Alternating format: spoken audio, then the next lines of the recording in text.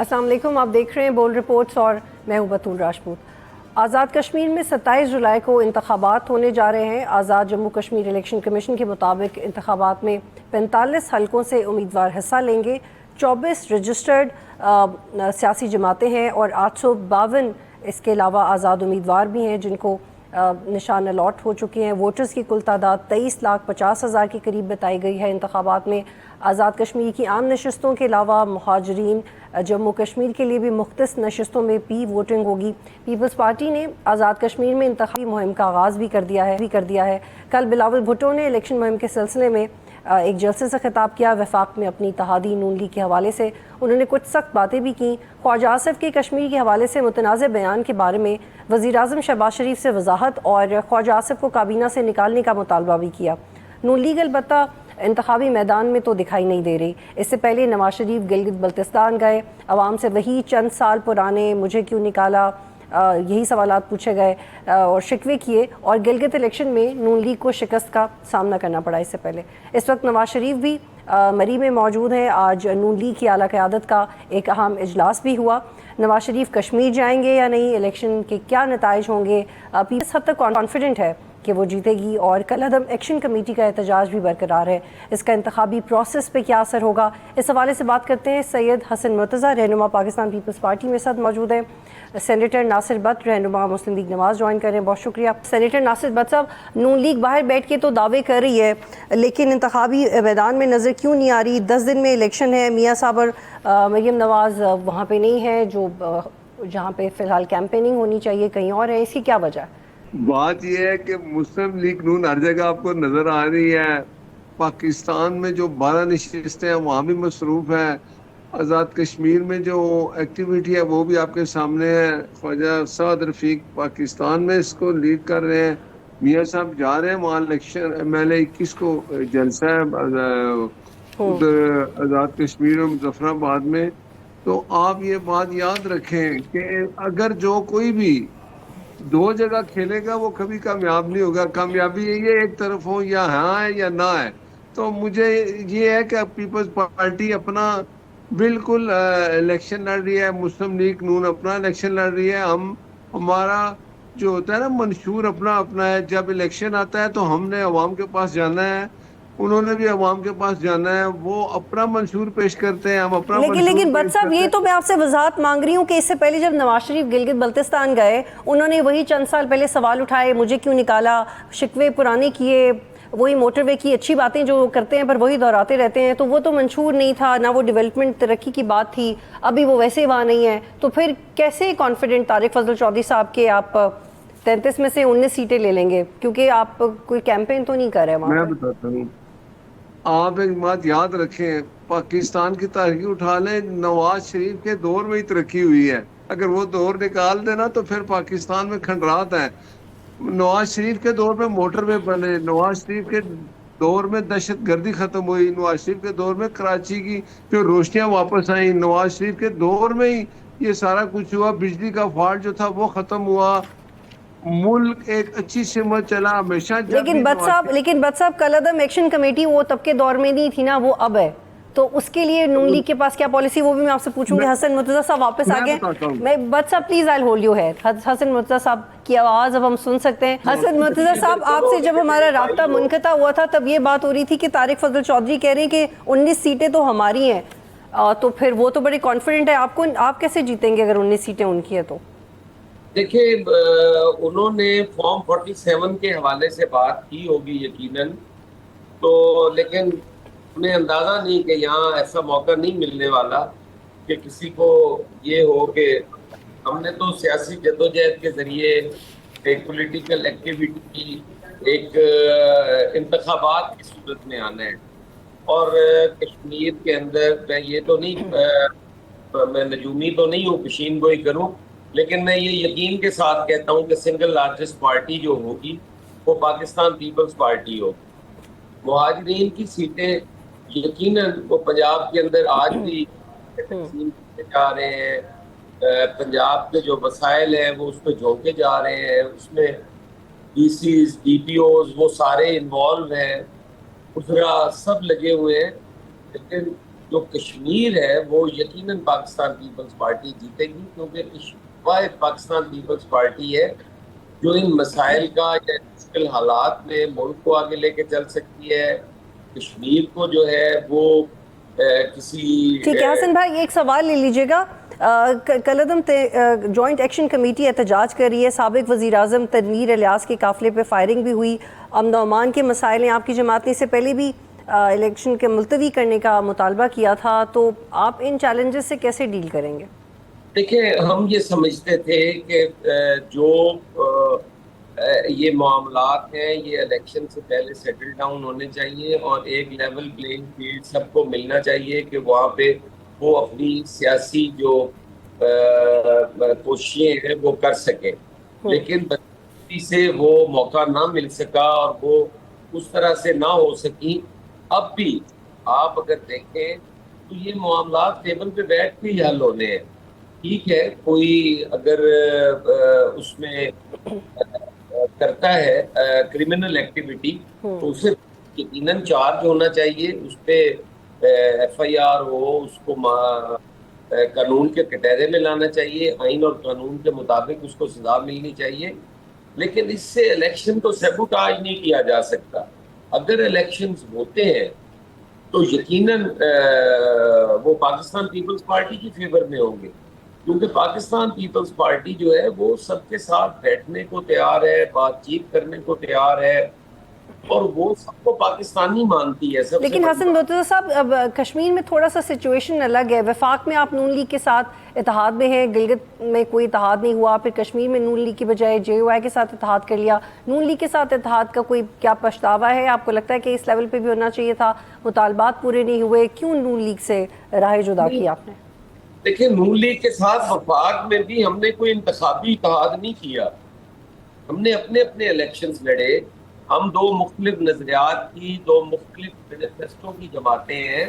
ہم نے اپنے اپنے نظریات اور مینیفیسٹو کو سامنے رکھ کر فیصلے کرتے ہیں. پاکستان پیپلز پارٹی جو ہے وہ سمجھتی ہے کہ ہماری بنیاد ہی کشمیر ایشو پہ رکھی گئی. کشمیر ہماری شہر آگ ہے. کشمیر کو کا مقدمہ جس انداز میں انٹرنیشنلی پاکستان پیپلز پارٹی نے لڑا، کوئی جماعت بھی نہیں لڑ پائی. وہاں پہ ڈیولپمنٹ ہوئی جو ایجوکیشن سیکٹر میں ہوئی، جو روڈ انفراسٹرکچر میں ہوئی. آج سڑکیں ریپیئر کروا دینے کا نام ڈیولپمنٹ نہیں ہے.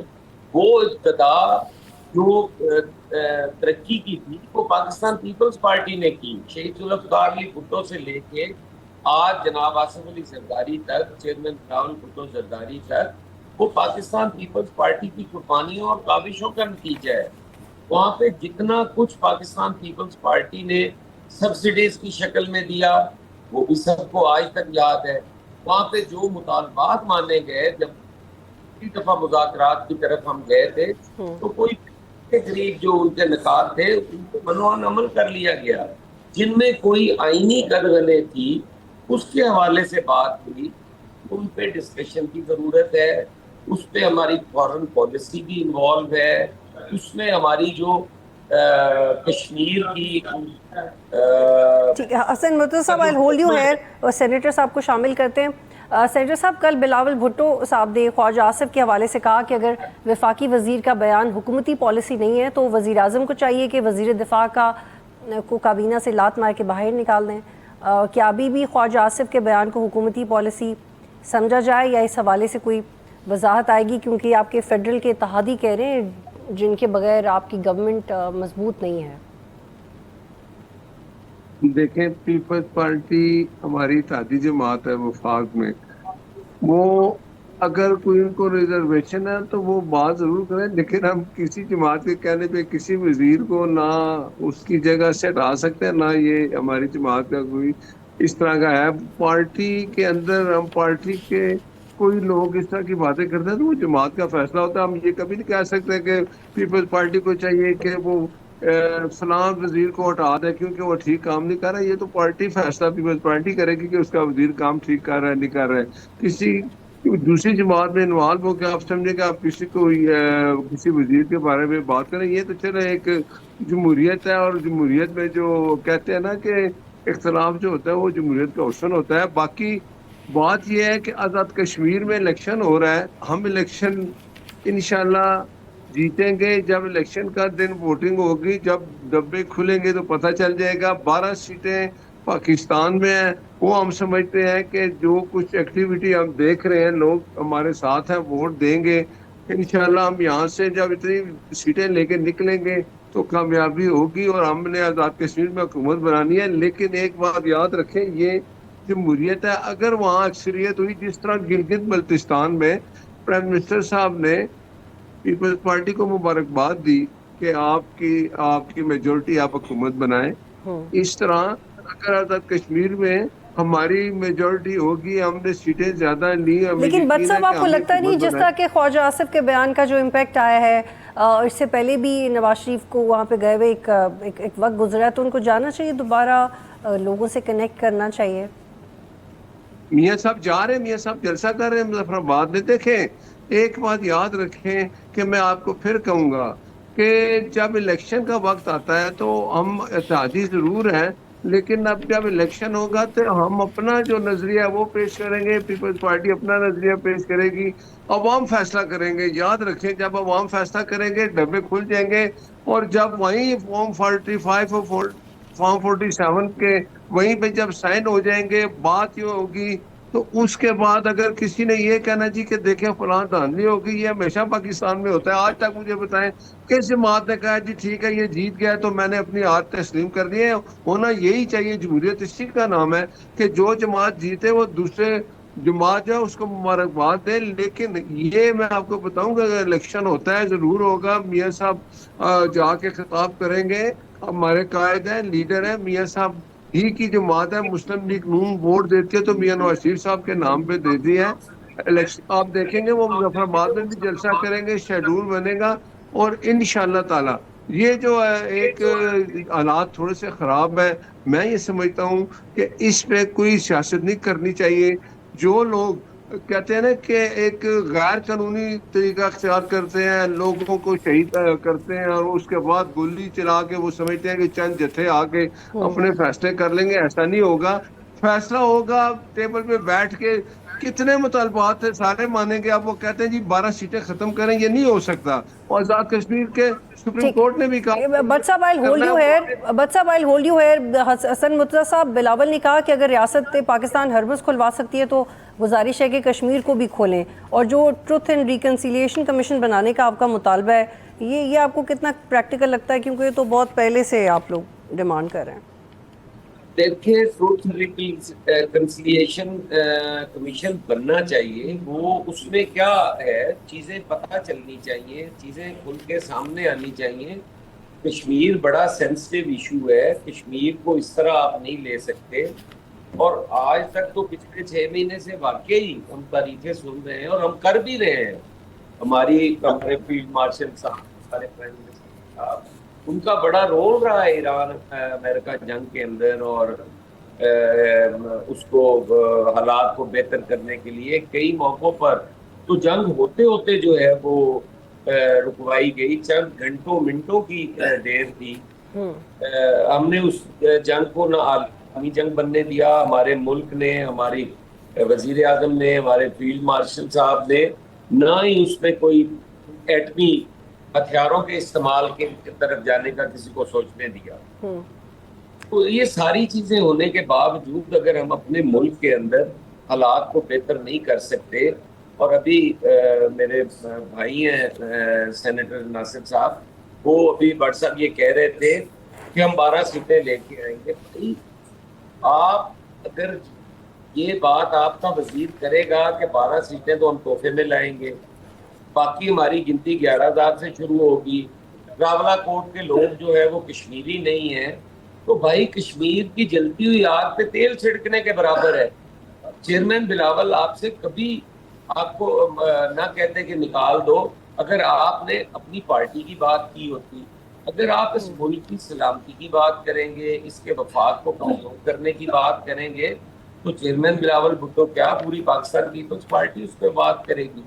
اور پھر آپ کا جو کیا کرا ہونا ہے وہ آنے والے الیکشن میں ہم نے بھی کاٹنا ہے. جو آپ آج ہوئیں گے وہ کل ہم مل کے کاٹیں گے. اس کا کریڈٹ تو ہمیں نہیں جائے گا اگر آپ کوئی اچھا کام کریں گے. آپ کے برے کا ڈسکریڈٹ پاکستان پیپلز پارٹی کو ضرور جائے گا. آپ آج کشمیریوں کو کہیں گے تو ہم اپنے آپ کو الگ کیسے نہیں کریں گے کہ اس جہان کے ساتھ پاکستان پیپلز پارٹی نہیں کھڑی ہوئی. ہم راولہ کوٹ ہو, ہم مظفر آباد ہو, ہم کوٹلی ہو, ہم تو حسن مرتضیٰ صاحب آپ کو لگتا ہے کہ گورنمنٹ مانے گی یہ کمیشن بنے گا اور اس سے جو کلعدم گروپ ہے جس کا امپریشن بہت خراب ہو گیا ہے, جس کو ڈیل کرنے کا اب تک کوئی سیاسی رستہ نہیں نظر آ رہا ہے, اس سے وہ سیاسی رستہ نکل سکتا ہے؟ دیکھیں اگر گورنمنٹ نہیں بناتی تو یہ اس کی اپنی مرضی ہے. ہم تو اس سے فورس بھی کریں گے, پریشرائز بھی کریں گے, اس سے گزارش بھی کریں گے کہ اس پہ کمیشن بننا چاہیے. دیکھیں چیزیں اگر انفولڈ نہیں ہوں گی, چیزیں سامنے نہیں آئیں گی تو کس طرح آپ یہ کہہ سکتے ہیں کہ ہم بہتری کی طرف جائیں گے. آج اگر وہاں پہ کوئی فریلی موو نہیں کر سکتا, آج اگر وہاں پہ سیاستدانوں پہ اور سیاسی کارکنوں پہ گولی چل رہی ہے, ہماری پولیس محفوظ نہیں ہے, ہماری فوج محفوظ نہیں ہے, ہماری رینجرز محفوظ نہیں ہے, تو پھر کس طرح سے آپ کہہ سکتے ہیں کہ بھارتی. ٹھیک ہے حسن مرتضیٰ صاحب پلیز میرے ساتھ ہی رہیے گا. بٹ صاحب بلاول نے کہا کہ یہ انتخابات ریاست پاکستان کے لیے ایک امتحان ہے, سیاستدانوں کا کام ہے دارالحکومت کے درمیان, عوام اور دارالحکومت کے درمیان فاصلہ کم کرنا, تو یہ امتحان ہے اور وہ یہ سمجھتے ہیں کہ گورنمنٹ کی ریٹ قائم ہونی چاہیے. آپ کے لیے یہ چیلنج ہے کہ ایسے گروپس کو کنٹین کرنا, اپنی اتحادی جماعت کو مطمئن کرنا اور پھر بعد میں کلیم کرنا ہم الیکشن بھی جیت جائیں گے, یہ آپ کیسے کریں گے کیونکہ تینوں کا جواب آپ نے پچھلے کچھ عرصے میں نہیں دیا؟ دیکھیں مجھے ایک بات سمجھ آتی, پیپلز پارٹی ہمارے ساتھ وفاق میں تادی ہے. یہ وہاں بیٹھ کے کوئی اور بات کریں, یہ ادھر آگے کوئی اور بات کریں. آصف علی زرداری صدر ہے, صدر پاکستان ہے. ان کے چیئرمین سینٹ جو ہے وہ بھی اسپیکر جو ہے وہ چیئرمین سینٹ جو ہے وہ پیپلز پارٹی کے ہیں, ان کے گورنر ہیں. ہم ایک بات پلیز یاد رکھیں, اگر اس طرح کی سیاست کھیلیں گے کہ آزاد کشمیر میں اور بات کریں گے, وہاں کی اور بات کریں گے, بات یہ ہے کہ ہم نے جب یہ نیشنل ایکشن کمیٹی یہ جو تھی, ان کے جو مطالبات تھے وہ 35 اور 37 تھے, 35 مان لیے گئے. وہاں جا کے ہمارے وزیر اپنا امیر مقام صاحب بھی گئے اور دوسرے طارق فضل چودھری صاحب بھی گئے, اور جب یہ 2 سیٹوں والی 12 سیٹوں والی بات آئی اور یہ ان کو کہا گیا کہ بھائی یہ سیٹیں ختم نہ ہم کر سکتے ہیں, نہ آزاد کشمیر حکومت ختم کر سکتے ہیں. ایون کہ سپریم کورٹ جو آزاد کشمیر ہے اس نے بھی یہ کہا کہ یہ سیٹیں ختم نہیں ہو سکتی. یہ اسی صورت ہوتا ہے کہ وہ جو مطالبہ کر رہے ہیں نیشنل جی ایکشن بالکل کمیٹی بالکل. والے. حسن مرتضیٰ صاحب ناصر بٹ صاحب پروگرام میں جوائن کر رہے تھے, اور جب گورنمنٹ یہ بات کرتی ہے کہ اے جے کے اور فیڈرل کی ڈائنامکس الگ ہیں, تو ایبسلیوٹلی ڈائنامکس الگ ہیں, انٹرسٹس بھی بالکل الگ ہیں, لیکن کون سی پارٹی الیکشن کیمپین میں کون سا سٹینڈ مستقل لیتی رہتی ہے اس سے اس کی سیاست واضح ہوتی ہے. آپ صرف الیکشن کیمپین کے ڈیز میں نہیں کہہ سکتے کہ آپ کچھ دن کے لیے آئیں گلگت بلتستان یا اے کے میں لینڈ کریں اور پھر بولیں آپ نے یہ کام کیا. You got to stick what you say. ایک بریک لیتے ہیں, پھر کنٹینیو کریں گے.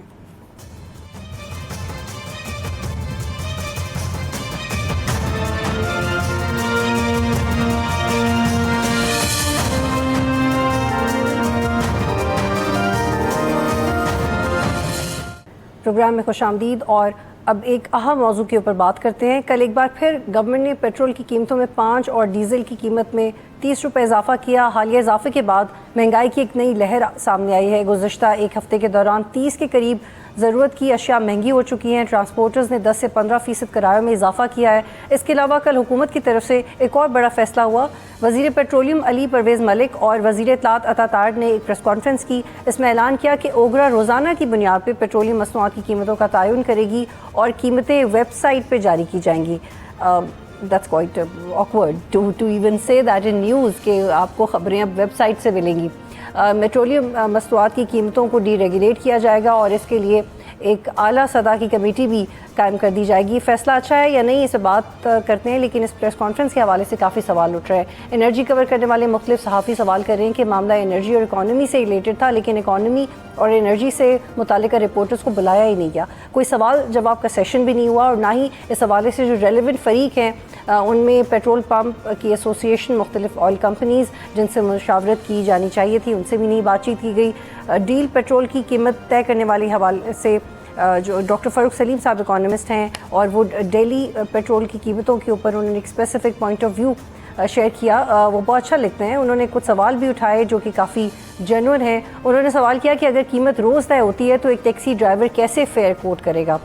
بس آپریٹر یا ٹرانسپورٹر کیسے ٹکٹس پرنٹ کرے گا؟ ایک شخص جو اسکول وین چلاتا ہے وہ کیسے ماہانہ والدین کو فیئر کوٹ کرے گا؟ پیٹرول پمپس کی بھی ایک نئی لڑائی شروع ہوگی، اور کیا لوگ سستا پیٹرول ڈھونڈنے میں اپنا وقت ضائع کریں گے؟ اس پہ تفصیل سے بات کرتے ہیں. میرے ساتھ موجود ہے پاکستان پیٹرول پمپ ایسوسی ایشن کے رہنما نعمان بٹ صاحب، سینئر صحافی، بہت زبردست طریقے سے اکانومی کو کور کرتے ہیں. اشرف ملکن صاحب، بہت شکریہ آپ دونوں کا جوائن کرنے کے لیے. نعمان بٹ صاحب، آپ نے حکومت کے اس فیصلے کو مسترد کیا، ہڑتال اور احتجاج پہ غور کرنے کا بھی کہا جا رہا ہے. آپ کے چند بڑے تحفظات کیا ہے؟ ایسا کیوں نہیں ہونا چاہیے، اور آپ کے نزدیک یہ پریکٹیکل کیوں نہیں ہے؟ جی تھینک یو سو مچ. دیکھیے جی، ہماری کل جو ہے ایک نیوز پریس کانفرنس ہم نے کی تھی ایسوسی ایشن کی طرف سے، جس میں ہم نے اس فیصلے کو مسترد کیا ہے، اور اس فیصلے کا لکیلی ہمیں پتہ بھی کل ہی چلا ہے تھرو پریس کانفرنس کہ منسٹر صاحب نے ایک اعلان کر دیا جی کہ آئندہ کے بعد پرائسنگ دینی ہوگی. اس سے پہلے نہ تو ہمیں کوئی آن بورڈ لیا گیا ہے. ہم 14 سے 15,000 پیٹرول پمپ مالکان کی رجسٹرڈ تنظیم ہے، اور ہمیں نہ تو آن بورڈ لیا گیا ہے اس حوالے سے کہ ہم میکنزم میں کچھ چینجنگ کرنے لگے ہیں، جو کہ بہت بڑا بلنڈر ہے. آپ نے ڈی ریگولیشن کرنی ہے. دوسرے کنٹریز میں، یورپین کنٹریز میں ڈی ریگولیشن چل رہی ہے، اس کے کچھ پرو اینڈ کونز ہیں. دیکھیے پاکستان میں کیا یہ اپلیکیبل ہے یا نہیں ایٹ دس اسٹیج. تو یہ کوئی بھی ڈسکشن کیے بغیر انہوں نے یہ ہم پہ مسلط کر دیا ہے. اس وجہ سے ہم اس کو نہیں مانتے، اور ہم اپنا جو لائے عمل ہے آئندہ ہفتے دے دیں گے آپ کو، کہ کیونکہ ہم تو کاروبار نہیں کر سکتے. 2 سے 3,000 لیٹر فل کرنے والا پیٹرول پمپ تو ویسے بھی بند ہو ٹھیک ہے. نعمان صاحب، آپ میرے ساتھ ہی رہے گا. اشرف صاحب، آپ کتنے سینئر صحافی ہیں، کبھی آپ نے یہ ایکسپیرینس کیا ہے کہ ایک ویب سائٹ پہ کنسلٹ کرے کوئی بائک چلانے والا، کوئی وین چلانے والا، کہ آج پیٹرول کی کیا قیمت ہے؟ How do you react to this particular thing? جی تھینک یو. دنیا میں کوئی بھی ملک ایسا نہیں ہے جو اس وقت تک اس طرح کی پریکٹس کر رہا ہو. دوسرے، ہماری کیا سوسائٹی اتنی لٹریٹ ہے کہ ہمارے جو پبلک سیکٹر کے ڈرائیورز ہیں، جو پبلک ٹرانسپورٹ چلاتے ہیں، رکشہ چلاتے ہیں، دوسرے بہت سے لوگ موٹر سائیکل چلاتے ہیں، اس پہ اوبر سواری کرواتے ہیں، تو کیا ہمارا لٹریسی ریٹ اتنا ہے؟ کیا ہم انٹرنیٹ کی فیسلٹی ان کو دے سکتے ہیں کہ ویب سائٹ روز کنیکٹ کر سکیں؟ کیا ہماری ویب سائٹس ہمارے مختلف سرکاری محکموں کی اتنی ایفیشینٹ ہیں کہ وہ بلا تعطل انفارمیشن پاس آن کر سکے، ان کو چیک کیا جا سکے؟ ان میں کوئی بھی چیز ان میں سے جو میں عرض کی ایسی نہیں ہے جو پاکستان میں ایزیلی حاصل ہونے والی ہو. تب مجھے نہیں سمجھ آتی یہ فیصلہ کس نے کیا، کیوں کیا، اس کی کیا وجہ ہے، کس طرح پاس آن کریں گے ڈیلی بیسس پہ؟ کہاں اٹھ کے صبح لوگ اپنی گاڑی کا پیٹرول کس ریٹ سے ڈلوائیں گے، کس ریٹ پہ اپنی پلاننگ کریں گے؟ یا پبلک ٹرانسپورٹ کے کرائے بھی آیا روز طے ہوں گے؟ اور اشرف صاحب، اگر اس ویب سائٹ کو چلانے والوں نے بھی کے پی گورنمنٹ کی طرح یہ کہہ دیا کہ ہم نے جو بلو پاسپورٹ والا بل ہے وہ ویب سائٹ ڈاؤن تھی تو اپلوڈ نہیں کر سکے، وہ اگر پیٹرول کے معاملات میں ہو گیا تو ہم سب پیٹرول کیسے ڈلوائیں گے؟ ایک اور سوال ہے آپ کے لیے کہ چند دن پہلے سابق وزیر خزانہ سابق مفتاح اسماعیل صاحب میرے پروگرام میں تھے. وہ اس حق میں تھے کہ حکومت اس سے نکلے، پیٹرول کی قیمتیں ڈی ریگولیٹ ہونی چاہیے، قیمتیں طے کرنا حکومت کا کام نہیں ہے. شاہد خاقان عباسی جب وزیر اعظم تھے تب کابینہ نے یہ فیصلہ کیا کہ کیا لیکن اس پہ عمل درآمد نہیں ہو سکا. تو جو ڈی ریگولیشن کیا اب یہ درست طے ہو گئی اور بس اسٹرکچرنگ میں پرابلم آ رہی ہے؟ پھر گورنمنٹ اس میں سے نکل جائے نا جی. اگر گورنمنٹ نے ڈی ریگولیٹ کرنا ہے، جیسے پنجاب میں 2 سال گندم میں نے ڈی ریگولیٹ کر کے بڑا گرک کیا، اب دوبارہ اس کو ریگولیٹ کر رہے ہیں عجیب و غریب طریقے سے. اگر آپ نے ڈی ریگولیٹ کرنا، نکل جائیں. مختلف کمپنیز کے پیٹرول پمپس لگے ہوئے ہیں، उनको चेक करें कि वो किस पे तेल जो उनका अनाउंस रेट है उसके मुताबिक तेल से सेल कर रहे हैं या नहीं कर रहे।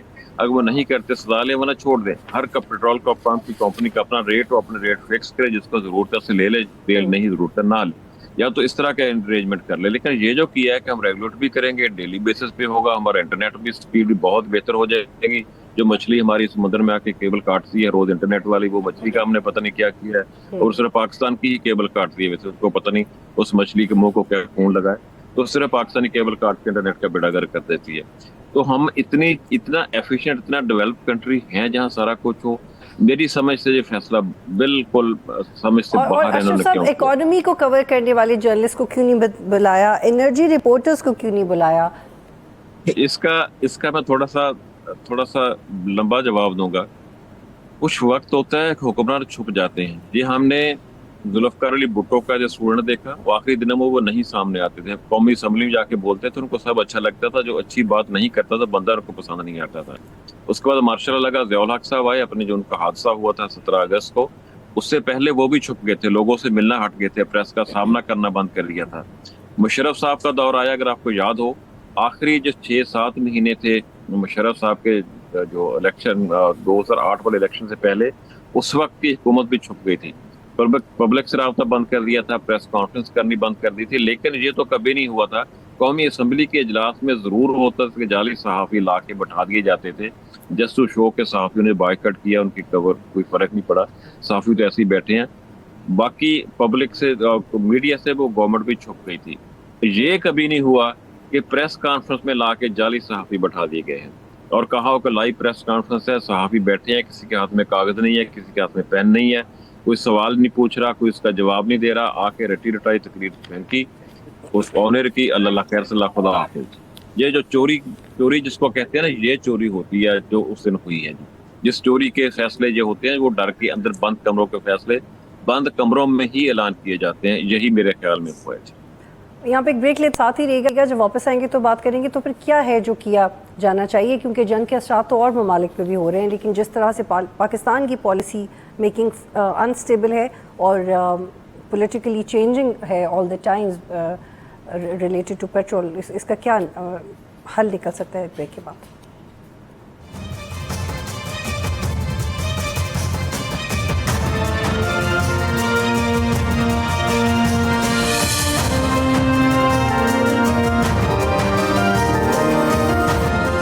प्रोग्राम में खुशामदीद। मेरे साथ अशरफ मलकम साहब मौजूद हैं। सर, एक तरफ हुकूमत ये कह रही है कि हमारा कोई लेना देना नहीं है, हमसे सवाल जवाब होना चाहिए, लेकिन इसके बावजूद पेट्रोलियम लेवी का इख्तियार हुकूमत ने अपने पास रखा। पेट्रोलियम लेवी को GST का मुतबादिल कहा गया, जिसकी शरह 18% है, लेकिन 30 से 35% लेवी फिर ली जा रही है। ये उससे ज़्यादा है जितना IMF ने लगाने को कहा है। तो हुकूमत एक अमल दखल का भी इसमें मौजूद है, तो फिर हुकूमत इससे मुबर्रा कैसे हो सकती है? जी बिल्कुल, आपने ठीक कहा कि जब जो GST खत्म करके उसमें 2 ट्रिक्स की गई थी। एक तो GST इसलिए खत्म किया गया था कि GST की इनकम होती थी, FBR कलेक्ट करता था, वो जो फेडरल रिसिपल पूल है उसमें जाती थी, उस पर सूबों को हिस्सा मिलता था, मरकज़ को मिलता था। अब जब उसको टैक्स को लेवी में कन्वर्ट किया तो लेवी जो है वो सूबों को नहीं मिलती और डिविजिबल पूल का हिस्सा नहीं बनती, सारी की सारी मरकज़ी हुकूमत के पास रह जाती है। इस वक्त जो बिलतरतीब पेट्रोल और डीजल पे PDL चार्ज किया जा रहा है वो 80 और 70 रुपए चार्ज किया जा रहा है, जो बहुत ज्यादा है। जो अगर GST की शरह को जैसा कि 18% उस शरह के हिसाब से लेवी का नफाज किया जाए तो 40 रुपए से कम फी लीटर बनती है। 40 रुपए का सीधा बेनिफिट तो हुकूमत चाहे वो अवाम को दिया जा सकता है। लेकिन इसका दूसरी तरफ गवर्नमेंट की नीयत बजट में वाज़ेह हो गई थी कि उन्हें PDL के साथ करना क्या है। पिछले साल कोई 1500 शायद 1598 अरब रुपए इकट्ठे हुए थे, जो कि मुकर्रर करदा हदफ से 30 अरब रुपए ज्यादा थे।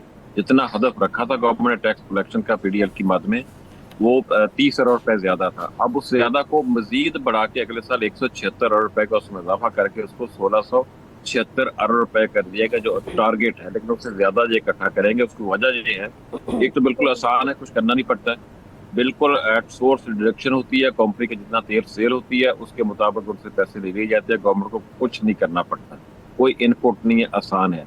लेकिन उसका दूसरी साइड देखें, PDL का जो उसकी वजह से रेट जहाँ तेल के बढ़ते हैं, पेट्रोलियम मसनूआत के बढ़ते हैं, उसका नुकसान क्या होता है? महंगाई से हर आदमी मुतासर होता है। खा वो कोई भी की जिंदगी किसी भी शोबे से मुतासर हो, मुंसलिक हो, कोई भी कारोबार करता हो, हर बंदा महंगाई के से इफेक्ट होता है जो तेल की वजह से आती है। तेल की वजह से हर शोबा, बिजली की पैदावार महंगी होगी, ट्रांसपोर्ट के किराए अशरफ साहब, एक और सवाल मैं आपसे जानना चाह रही हूँ, चूँकि आप पॉलिसी मेकिंग को भी करीब से देखते हैं और आप पर्टिकुलरली ये बीट करते रहे बहुत अरसे से, तो सर ये एक स्पेसिफिक वजह क्या है कि गवर्नमेंट को वॉर के बाद स्पेसिफिकली समझ नहीं आ रहा कि इसको कैसे हैंडल करना है? मुझे याद है कि पहले उन्होंने कहा जी हमारे पास तो 22 दिन का स्टॉक है, फिर कहा 28 दिन का स्टॉक है, फिर कहा हमें तो कोई मसला ही नहीं होगा, हमारा स्मूथ फ्लो है, जो कि एक्चुअली पाकिस्तान को मिल भी रहा था। फिर ये कहा गया कि वक्ती तौर पे इसलिए बढ़ाई हैं कीमतें ताकि कंजम्पशन कम हो। मोटरवे पे सर लाहौर से हम 6 घंटे में इस्लामाबाद पहुंच रहे थे, इतनी स्लो गाड़ी चलानी पड़ी थी। तो ये कभी कहीं गाड़ी का स्पीड कम करो, कभी कंजम्पशन करवा रहे हैं। What exactly they are going to do with the oil? They don't know, उन्हें कुछ समझ नहीं आ रहा लगता है। देखिए, एक सीधा सा सवाल है, अगर कंजम्पशन कम करनी है पेट्रोल पंप बंद कर दें, काम ही खत्म, ना पेट्रोल मिलेगा, ना पेट्रोल इंपोर्ट करना पड़ेगा, ना उसको रेट फिक्स करना पड़ेगा, बंद कर दें पेट्रोल पंप। जिसके बगैर जिंदगी चला के देखना, अगर चलती है जिंदगी तो इसके बगैर नहीं चलेगी। अगर जिंदगी नहीं चलेगी, हमारी बहुत आम जरूरत है, तो फिर उसको हमको लोगों को फैसिलिटेट करना है, कम नेटों पर रेट देना। अब हुकूमत कभी कुछ कहती है, कभी कुछ कहती है, लेकिन दरअसल इसमें हुकूमत की नाकामी, नालायकी सामने आती है। और सर आपने देखा कि जो जेट फ्यूल है वो सस्ता है पर मोटरसाइकिल का फ्यूल महंगा है, ये क्या कंपैरिजन? तो जेट पे गरीब आदमी जाता है, मोटरसाइकिल पे अमीर आदमी जाता है, इसलिए ज्यादा रखा हुआ, बड़ा ख्याल है। तो हम किधर जाए सर? हम कहाँ जाए? हम जहाज पे जाएं, मोटरसाइकिल पे जाएं, क्या कर सकते हैं? जहाज तो गरीब लोगों की सवारी होती है ना, ये जो बड़े बड़े लोग बैठते हैं, बड़े कारोबार करते हैं, बड़े बड़े ओहदों पे होते हैं, मुफ्त टिकट्स मिलते हैं उन बेचारों को। और सर एक सजेशन ये भी दी गई है कि आप इलेक्ट्रिक गाड़ियों की तरफ चले जाएं, तो वो इलेक्ट्रिक गाड़ी आप दे दें, हम चले जाते हैं, वो तो अफोर्ड करने की बात है जो अभी पाकिस्तान में इलेक्ट्रिक गाड़ियां बहुत कम है, क्या उनको चार्जिंग पॉइंट्स इतने मिलते हैं कि वो लाहौर से कराची सफर कर सके? क्या उनकी गाड़ी चल जाएगी? बिल्कुल नहीं चल सकती। पहले किसी भी चीज से फैसला करने से पहले उसका इंफ्रास्ट्रक्चर तो दे दें, ताकि जब वो चीज मार्केट में, प्रोडक्ट मार्केट में आए, उसका इंफ्रास्ट्रक्चर मौजूद हो, लोगों को मुश्किलात ना हो। लेकिन अभी वही बात आपने की थी, हुकूमत क्यों ऐसा कर रही है? मैं एक छोटी सी अर्ज करता हूँ, हुकूमत इसलिए ऐसा कर रही है सारा काम, हमारी ऑयल मार्केटें, कंपनीज हुकूमत से ज्यादा ताकतवर है। क्यों ज्यादा ताकतवर है? इसमें एक फाइनेंशियल चीजें इन्वॉल्व है, गवर्नमेंट के मुंह बंद किए जाते हैं, गवर्नमेंट के हाथ गर्म किए जाते हैं। पिछले दिनों जब इशू हुआ था, शॉर्टेज का पेट्रोल का मसला बना था, कुछ कंपनीज ने अपने स्टॉक जारी करके गवर्नमेंट से ज्यादा क्लेम ले लिया था। उस पर इंक्वायरी हुई, FIA की टीम इंक्वायरी करने के लिए कंपनी के दफ्तर की, उन्होंने गेट को ताले लगा दिए। फिर गेट की बिजली बंद, उस पूरे जो गोदाम था जहाँ पे स्टोरेज थी ऑयल की, उसकी बिजली बंद कर दी। बिल्कुल उन्होंने ताउन नहीं किया। फिर भी FIA ने रिपोर्ट बना के उनको बता दिया इस कंपनी ने जाली तरीके से फ्रॉड करके हुकूमत से ज्यादा पैसे लिए हैं रिबेट के सिलसिले में। उस कंपनी के खिलाफ भी एक्शन हुआ, आपको नहीं पता होगा, बिल्कुल कोई एक्शन नहीं। उसके साथ अभी बातचीत जारी है। अगर गरीब आदमी के खिलाफ कोई छोटा मोटा 500,000 का, जब 20,000 का, जब उनके 2 लाख का फ्रॉड साबित होता है, उसकी गलती होती है, उसको फौरन पकड़ के शाम को थाने बंद कर दिया जाता है। वो कंपनी जिसने अरबों में फ्रॉड किया है उसके साथ मुज़ाकरात जारी है। वो कंपनी FIA की टीम को अपने स्टोरेज के अंदर घुसने की इजाजत नहीं देती। टीम जबरदस्ती घुसती है तो बिजली बंद कर दी जाती है, पूरा सिस्टम ब्लैक कर दिया जाता है। या किसी ने पूछा उस ऑयल मार्केटिंग कंपनी को? किसी ने नहीं पूछा। इसलिए ये कंपनियां बदमाश बनती हैं कि उनके हाथ बहुत स्ट्रांग है, उसमें गवर्नमेंट के ऑफिशियल शामिल होते हैं, हुकूमत के आधा। अशरफ मलकम साहब बैग के ऊपर बात कर रहे थे, गवर्नमेंट को चाहिए कि वो जो भी पॉलिसी बनाए वो एटलीस्ट पीपल्स फ्रेंडली हो, उसमें जो भी करप्शन का एलिमेंट है या हुकूमत को कहीं क्वेश्चन चाहिए वो अलग बहस है, लेकिन एटलीस्ट जो पब्लिक फ्रेंडली एलिमेंट है उस पर तवज्जो देनी चाहिए। आज तक के लिए इतना ही। प्रोग्राम देखने का शुक्रिया। अल्लाह हाफ़िज़।